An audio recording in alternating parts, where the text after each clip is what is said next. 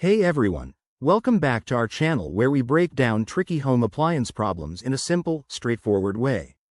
Today, we're tackling the Furrion tankless water heater error code E1, especially for the 2025 models. If you've seen this error flashing on your screen, you're not alone. It's a common issue that can disrupt your hot water supply, but don't worry, we'll walk you through it step by step. First things first, what does error code E1 actually mean? It typically signals an ignition failure. This happens when the heater can't light the burner, often due to problems like a disrupted gas supply, a faulty igniter, or issues with the flame sensor. Understanding this is key to fixing it quickly and getting your hot water back on track.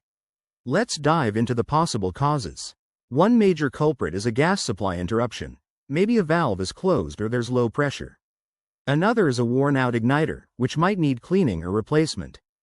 Don't overlook the flame sensor. Dirt or malfunction can prevent it from detecting the flame properly. Now, for the troubleshooting steps. Start by turning off the unit at the breaker and waiting about 5 minutes before restarting. This simple reset can often clear the error. Next, check your gas supply. Ensure all valves are fully open and there's no blockage in the lines. If that doesn't work, inspect the igniter and flame sensor for any buildup.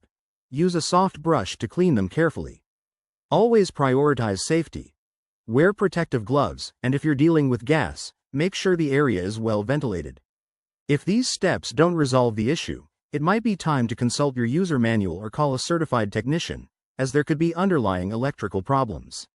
Remember, attempting repairs without proper knowledge can be dangerous. In wrapping up, handling error code E1 is all about methodical checks and safety. We've covered the basics to get you started, so you can enjoy reliable hot water again.